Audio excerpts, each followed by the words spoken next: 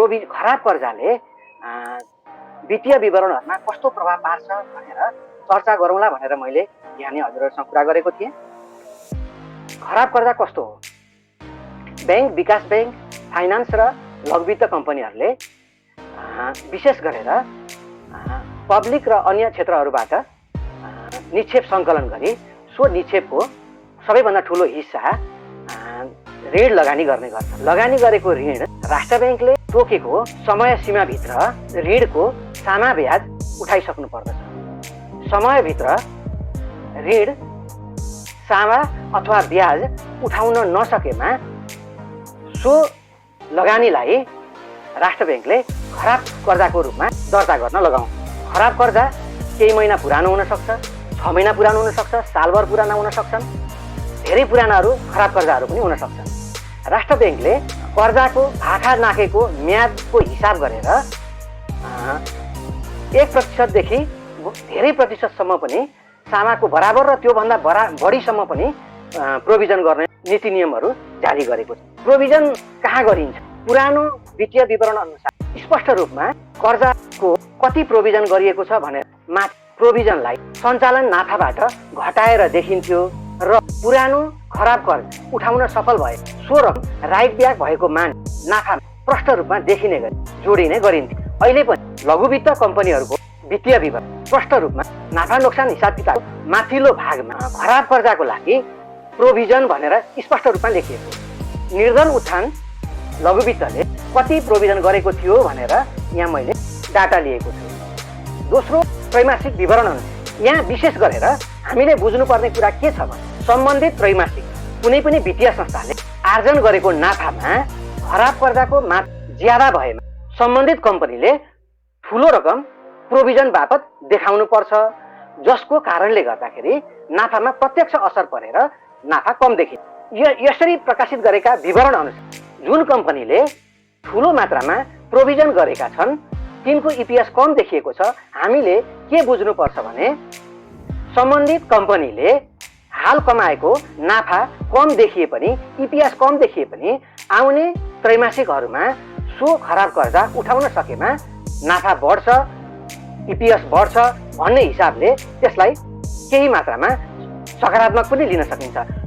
सिधा सिधी भन्दा खराब कर्जा बढ्नु राम्रो पक्कै होइन, तर पनि आउने क्वार्टरहरूमा कम्पनीले कार्यक्षमता बढाएर सो खराब कर्जा उठाउन सकेमा पक्कै नाफा बढ्छ भन्ने हिसाबले हामीले इपिएस कम आएको छ, नाफा कम देखाएको छ भने पनि त्यसलाई सकारात्मक रूपमा लिन सक्छ। यसको विपरीत केही कम्पनीहरू प्रोभिजन खराब कर्जा घटाएका छन् भने प्रोभिजन कम गरेका हुन्छन् अथवा बिल्कुल प्रोभिजन नगरेका पनि हुन्छन्।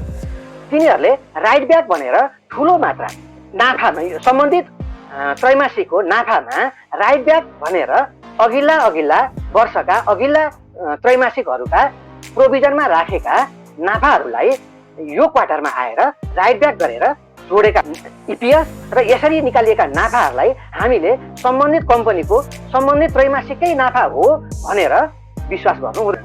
त्यसैले हामीले इपिएस हेर्नुभन्दा कम्पनीले प्रोभिजन कति गरेको छ र राइट ब्याक कति गरेको छ भनेर प्रष्टसँग हेर्नु। नाफा नोक्सान खातामा यो प्रष्टसँग देखाइएको हुन्छ आजसम्मको हिसाबमा लघुवित्त कम्पनीहरूको हकमा। किनभने लघुवित्त कम्पनीहरूमा अहिलेसम्म पनि लेखा विधि एनएफआरएसबाट रिपोर्टहरू निकाल्न बाध्य गरिएको छैन। उनीहरूले पुरानै विधि त्रैमासिक विवरणहरू निकाल।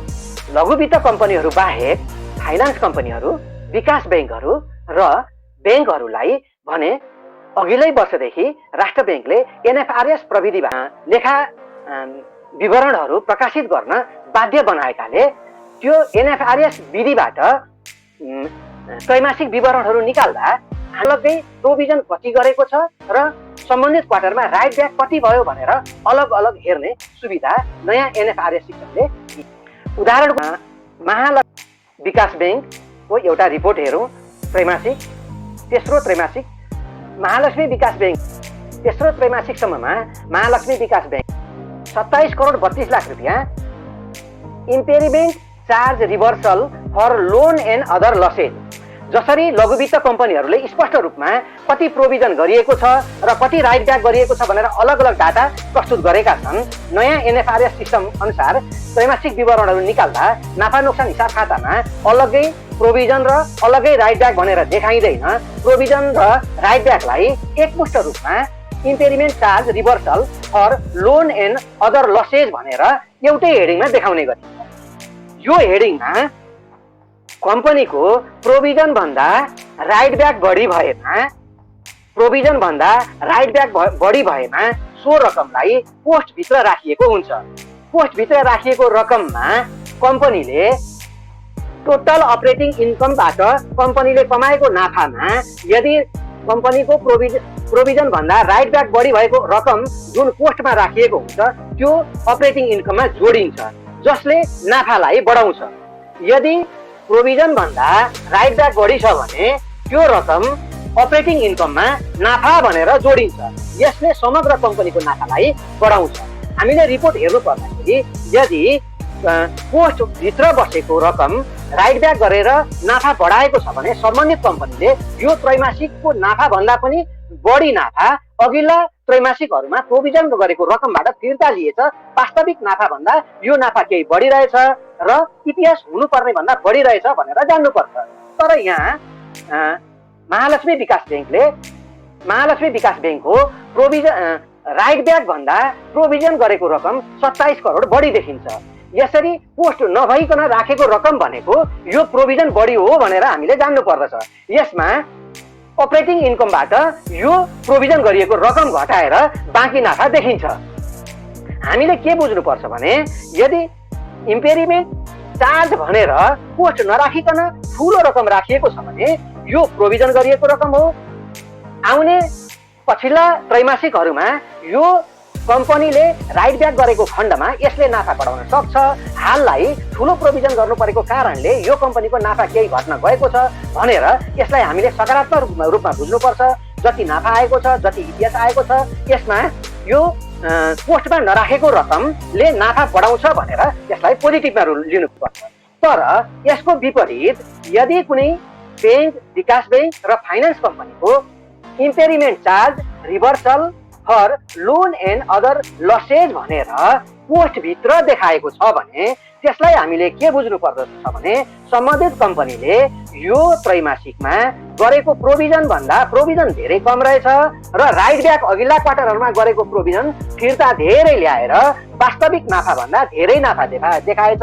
वास्तविक नाफा भन्दा धेरै इपिएस धेरै बढी निकालेछ भनेर हामीहरूले बुझ्नुपर्छ। त्यस्ता कम्पनीले निकालेको इपिएस हुनुपर्ने भन्दा अत्याधिक छ भनेर त्यो बढी देखाएको इपिएसको पछाडि लागेर त्यो कम्पनीको महँगो मूल्यमा ती कम्पनीहरू हामीले खरिद गर्नु हुँदैन। उदाहरणको लागि म तपाईँहरूलाई गोर्खा फाइनान्सले आज प्रकाशित गरेको तेस्रो त्रैमासिकको रिपोर्ट देखाउँछु।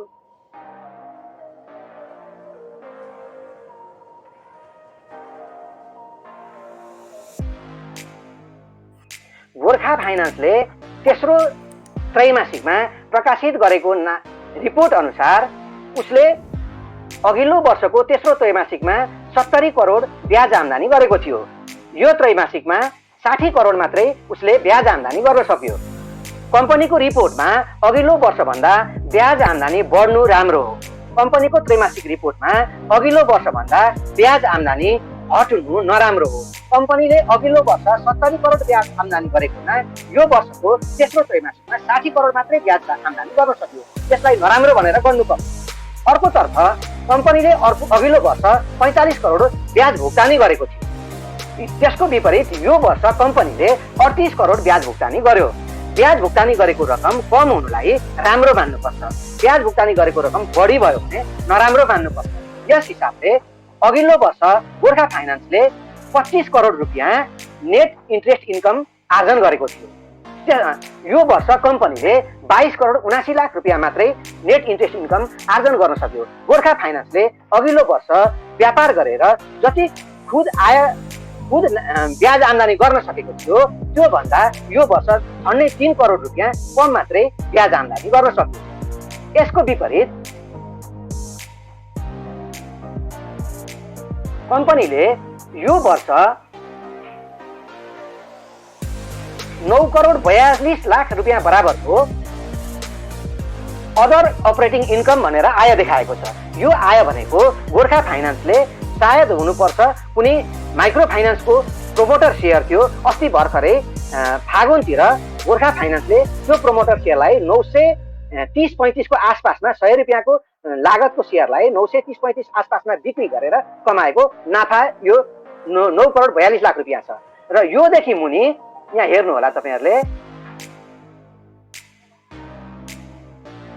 इम्पेरिमेन्ट charge reversal for loan loss and other losses भनेर जुन देखाएको छ त्यो पोस्टमा यो वर्षको तेस्रो त्रैमासिकमा गोर्खा फाइनान्सले पोस्टभित्र 23,17,54,706 रुपियाँ रकम देखाएको छ।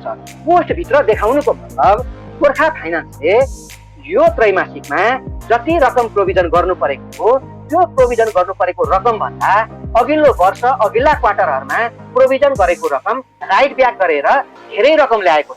प्रोभिजन गरेको रकम भन्दा 23,17,00,000 बढी राइट ब्याक गरेको कारणले गर्दाखेरि 23,17,00,000 रुपियाँलाई पोस्टभित्र घेरेर राखिएको छ।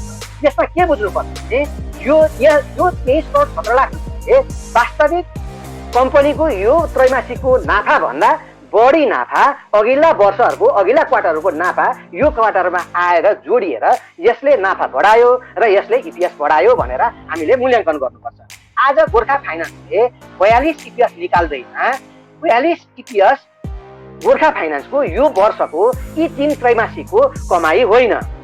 यो गोर्खा फाइनान्सको 42 इपिएस मध्ये 27 करोड राइट ब्याक गरेर ल्याएको पैसा र 9 करोड कयौं वर्ष अगाडि प्रोमोटर सेयर हालेको माइक्रो फाइनान्सको सेयर आज बेचेर कमाएको पैसा हो। यो दुईटा रकमलाई यो नाफा नोक्सान हिसाब खाताबाट हटाइदिने हो भने गोर्खा फाइनान्सको तेस्रो त्रैमासिकको इपिएस 8 रुपियाँ हुन आउँछ। त यो दुईटा फिगरले 42 रुपियाँ इपिएस देखाएको हो। यो कम्पनीले 42 इपिएस देखाएको छ भनेर यस्ता कम्पनी हामीले होल्ड गरेर राख्यौं भने आउने त्रैमासिकहरुमा यो 42 इपिएस कायम हुन सक्दैन, किनकि गोर्खा फाइनान्सको पुरानो खराब पर्दाहरू बिस्तारै उठेर कम हुँदैछन्। अब लगभग मुस्किलले गोर्खा फाइनान्समा 25 करोड पनि खराब पर्दा छैन, जुन तुरुन्तै अर्को क्वार्टरहरुमा उठ्ने सम्भावना देखिँदैन। हामीले इपिएस हेर्दाखेरि जहिले पनि प्रोभिजन के छ, राइट ब्याक के छ भनेर हेर्ने गरौँ। जुन माइक्रो फाइनान्समा मात्रै दिएको हुन्छ, माइक्रो फाइनान्स बाहेक फाइनान्स कम्पनी, विकास बैंकहरुमा provision for impairment charge reversal for loan and other losses भन्ने जहिले पनि हामीले हेर्न नबिर्स्यौं। प्रॉफिट एन्ड लस एकाउन्टमा हुन्छ, पोस्ट छैन भने त्यो प्रोभिजन धेरै हो। प्रोभिजन धेरै हुनु भनेको त्यसले नाफा कम गराएको छ। नाफा कम गराउँदा गराउँदै पनि इपिएस राम्रो छ भने त्यो कम्पनी राम्रो हो भनेर हामीले बुझ्नुपर्छ। तर पोस्टभित्र देखाएको छ भने त्यो नाफा बढी देखाइएको छ। यो क्वार्टरको नाफा भन्दा अघिल्ला वर्षका नाफा, अघिल्लो वर्षको प्रोभिजन गरेको पैसा अहिले उठाएर देखाएको नाफा हो। नाफा त कम्पनीको नाफै हो, तर ती नाफाहरू अघिल्ला वर्षका थिए, अहिले देखाएका हुन्। ती आउँदा क्वार्टरमा, आउँदा वर्षमा फेरि ती कन्टिन्यू हुन सक्दैनन्। त्यसैले त्यस्ता कम्पनी किन्नुभन्दा अगाडि यो क्षति फेरि हेर्नुहोस्। हेरेर बुझेर कुनै कम्पनीको पोस्ट बाहिरको इम्पेरिमेन्ट चार्ज, पोस्ट बाहिरको ठुलो एमाउन्ट देख्नुभयो र पनि इपिएस धेरै छ भने त्यस्ता कम्पनीहरू किन्नुहोस्, त्यसले तपाईँलाई नाफा गर्छ। तर पोस्ट भित्र राखिएको रकमले इपिएस बढाएको छ, नाफा बढाएको छ भने त्यो राइट ब्याकको पैसा हो। त्यसको महँगो ठुलो इपिएसको पछाडि लागेर लगानी गर्नु हुँदैन। अदर इन्कम भनेर त्यो इम्पेरिमेन्ट चार्ज भन्दा माथि लेखिएको हुन्छ। त्यो अदर इन्कम भनेको कम्पनीको मुख्य व्यापार भनेको ऋण लगाएर ब्याज असुल्ने बाहेक अन्य व्यापार गरेर, जस्तै कम्पनीले फिक्स्ड एसेटहरू किनेको हुन सक्छ, जग्गा जमिन किनेको हुन सक्छ, घर किनेको हुन सक्छ, शेयरमा लगानी गरेको हुन सक्छ। यस्ता चिजबाट बिक्री गर्दा नाफा भयो भने त्यो नाफा भनेको चाहिँ अदर इन्कम हो। जो आय यो क्वार्टरमा भयो, अर्को क्वार्टरमा हुने ग्यारेन्टी हुँदैन। त्यसकारण यी दुईटा फिगर प्रॉफिट एन्ड लस एकाउन्टमा छ कि छैन हेरेर मात्रै सम्बन्धित कम्पनीको तपाईँ कति मूल्यमा किन्ने भन्ने तपाईँ निर्णयमा पुग्ने गर्नु होला। यो सँगसँगै तपाईँलाई म आज भर्खरै प्रकाशित गरेको नारायणी विकास ब्याङ्कको नाफा नोक्सान हिसाब खाता देखाउन चाहन्छु।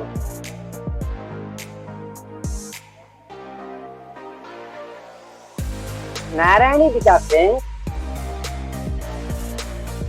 जसले 9,44,00,000 रुपियाँ डिपोजिट सङ्कलन गरेको छ निक्षेपकर्ताबाट र जम्मा 2,67,00,000 मात्रै लगानी गरेको छ। नारायणी विकास ब्याङ्क जसको चुक्ता पुँजी 13 करोड छ, जसले 9,44,00,000 रुपियाँ निक्षेपकर्ताबाट निक्षेप सङ्कलन गरेको छ, यो दुईटा फिगरलाई जोड्नुभयो भने 13 र 9 ले 22 करोड रुपियाँ योसँग पुँजी र डिपोजिट बापत यसले सङ्कलन गरेको छ र जम्मा 2,67,00,000 रुपियाँ मात्रै यसले लोन लगाएको छ। बाँकी कहाँ गयो तपाईँहरू आफै प्रश्नसँग बुझ्न सक्नुहुन्छ। यो कम्पनी यति चुर्लुममा घाटामा डुबेको छ कि यसको नेटवर्क नै जम्मा 36 मात्रै छ। यो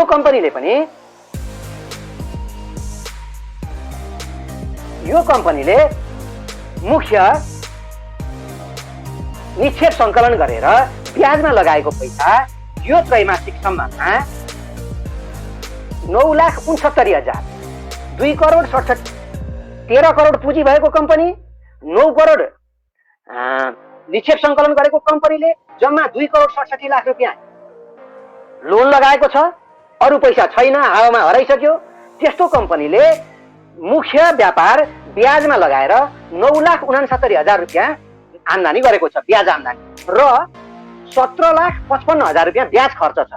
जम्मा ब्याज बापत 9 लाख रुपियाँ आम्दानी गरेको छ र 17 लाख चाहिँ ब्याज तिरेको छ। यो कम्पनी कस्तो कम्पनी हो तपाईँ प्रश्न बुझ्नुहोस्। र 7,85,000 चाहिँ यसको नाफा ब्याज आम्दानी हुनुपर्नेमा उल्टो ब्याजमा लगाएको घाटा नै 7,85,000 चाहिँ उल्टा घाटा छ। यो कम्पनीले यसको अरू कुनै आय छैन, यसको 25% खराब कर्जा छ। यसको जति कर्जा छ 13 करोड पुँजी छ, 9 करोड बचत निक्षेप छ, जम्मा 2,67,00,000 रुपियाँ ऋण लगाएको छ, लोन छ, त्यसको पनि 25% छ खराब कर्जा छ। पुराना खराब कर्जाबाट असुल भएर यो कम्पनीले 78,81,000 रुपियाँ राइट ब्याक गरेको छ। अघि मैले जुन तपाईँहरूलाई भने प्रोभिजनको कुरो, अब यहाँ आएर त्यो impairment charge, loan loss provision भनेर impairment charge reversal for loans and other losses भनेर यो कम्पनीले यो वर्ष 78,81,000 राइट ब्याक गरेको छ। प्रोभिजन त यसको केही कति गर्नु र प्रोभिजन त लोनै लगाएको छैन, प्रोभिजन कति गरौँ होला। प्रोभिजन भन्दा राइट ब्याक बढी 78 लाख छ। त्यसैले गर्दाखेरि -4 इपिएस आएको हो। एनपिएल तपाईँको 25% छ, इपिएस -4 छ।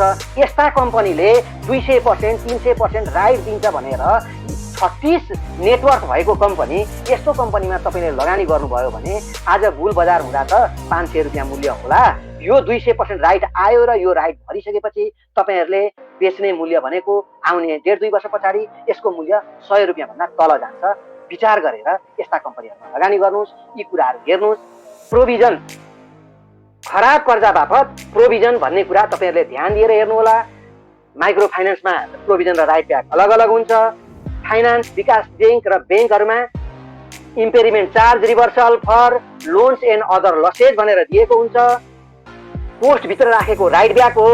त्यो राइट ब्याकले देखाएको इपिएसहरू हुनुपर्ने भन्दा अत्याधिक बढी छन्। यस्ता कम्पनीको इपिएसको पछाडि नलाग्नुहोस्। तर कुनै कम्पनीले पोस्ट बाहिरै राखेको ठुलो रकम यसमा जम्मा गरेको छ र पनि राम्रो इपिएस देखाएको छ भने ती कम्पनीहरू चाहिँ राम्रा हुन्। त्यस्ता कम्पनीहरूको तपाईँ सेयर खोजी किनेर राख्न सक्नुहुन्छ। त्यसले तपाईँलाई फाइदा दिन्छ। अर्को कुरा, खराब कर्जा बापत खराब कर्जा कति छ कम्पनीको भनेर जान्नको लागि कम्पनीको रिपोर्टको तल्लो साइडमा नन पर्फर्मिङ लोन भनेर देखाइएको हुन्छ। एकपटक तपाईँहरू हेर्न सक्नुहुन्छ। जस्तै नारायणी विकास ब्याङ्कको 25.90% नन पर्फर्मिङ लोन छ।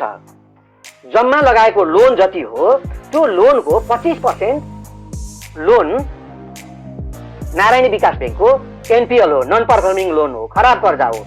यस्तै अरू कम्पनीहरूको गोर्खा फाइनान्सको 4% होला, अर्को कम्पनीको 3% होला, अर्को कम्पनीको 4% होला। त्यो भनेको कम्पनीले जति लोन लगाएको छ कस्टमरहरूलाई त्यो लोनको त्यति % लोन खराब कर्जा छ भनेर बुझ्नुपर्छ। सबै खराब कर्जाको बराबर प्रोभिजन गरिएको हुँदैन। केही महिना असुल नभएको कर्जाको मूल्य कम प्रतिशतमा प्रोभिजनिङ गर्नुपर्छ, केही 2-4 महिना पुरानो खराब कर्जाको अलि बढी प्रतिशतमा खराब प्रोभिजनिङ गर्नुपर्छ। धेरै पुराना वर्षौं पुराना खराब कर्जाहरूको धेरै प्रतिशतमा प्रोभिजन गरिएको हुन्छ। जस्तो कि नारायणी विकास ब्याङ्कले 25% खराब कर्जा बापत उसले total loan loss provision to total NPL भन्ने एउटा हेडिङ हुन्छ। प्रोफिट एन्ड लस एकाउन्टदेखि तल आएर हेर्नु होला, एनपिएलदेखि तल। एनपिएल भनेको नन पर्फर्मिङ लोनको पर्सेन्टेज हो। कम्पनीले लगाएको टोटल ऋणको 30% बराबर खराब कर्जा छ। तर ती सबै खराब कर्जाहरू एउटै स्तरका हुँदैनन्। त्यो सम्बन्धित कम्पनीको खराब कर्जाको हैसियत के छ भनेर हेर्नको लागि total loan loss provision to total एनपिएलमा गएर हेर्नु होला कम्पनीले कति प्रतिशत प्रोभिजन गरेको छ भनेर।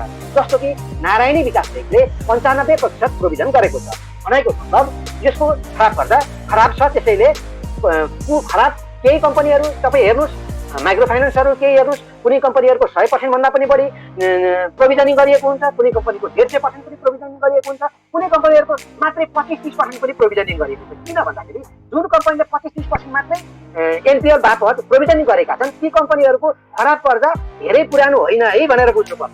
तर जुन कम्पनीहरूको खराब कर्जा धेरै प्रतिशतले प्रोभिजनिङ गरिएका हुन्छन् ती कम्पनीहरूको खराब कर्जा अत्यन्तै पुराना हुन्। तिनीहरूको रिकभर हुने, तिनीहरू ती खराब कर्जाहरू उठ्ने सम्भावना एकदमै न्यून छन् है भनेर बुझ्नुपर्छ।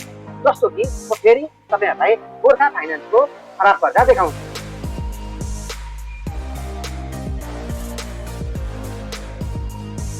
गोर्खा फाइनान्सको खराब कर्जा 3.74% छ।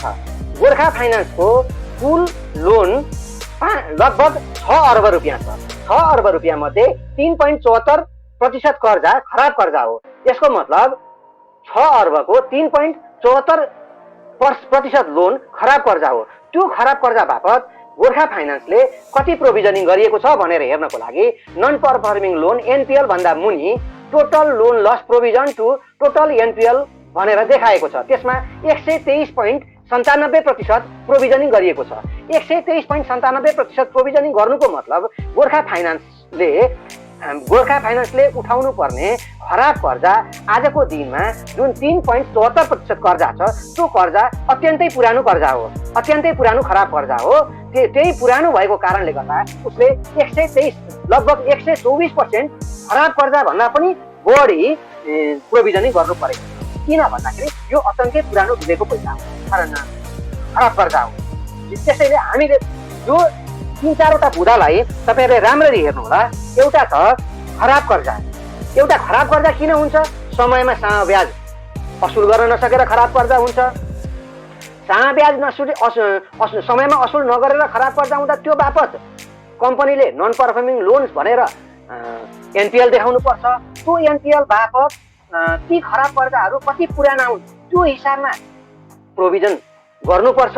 त्यो प्रोभिजन कति छ भनेर हेर्नको लागि तपाईँ एनपिएल भन्दा मुनि कति प्रतिशतले प्रोभिजनिङ गरिएको छ त्यो तपाईँ डाटा हेर्न सक्नुहुन्छ। कम्पनीको उठ्ने खालको ऋण लोन हो खराब कर्जा हो कि नउठ्ने खालको धेरै पुरानो क्रोनिक खराब कर्जा हो भनेर तपाईँ त्यसरी छुट्याउन सक्नुहुन्छ।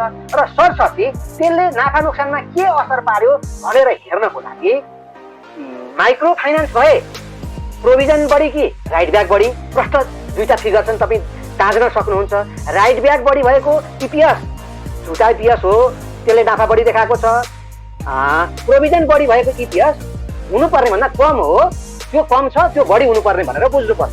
माइक्रो फाइनान्सको केसमा बाँकी फाइनान्स डेभलपमेन्ट ब्याङ्क र ब्याङ्कको केसमा इम्पेरिमेन्ट चार्ज भन्ने रमा यदि पोस्ट बाहिर ठुलो रकम छ भने त्यो प्रोभिजन बढी हो, त्यसले नाफा घटाएको छ, त्यो कम्पनीको हुनुपर्ने नाफा भन्दा इपिएस अझै बढी हुनुपर्ने हो भनेर बुझ्नु पर्यो।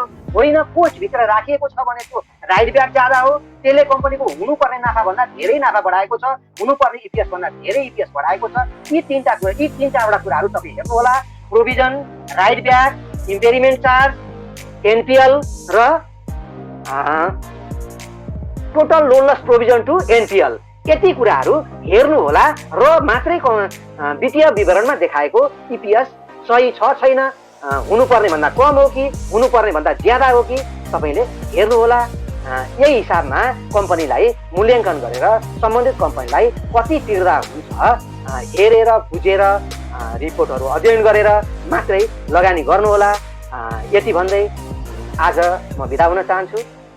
हवस् त, शुभरात्री।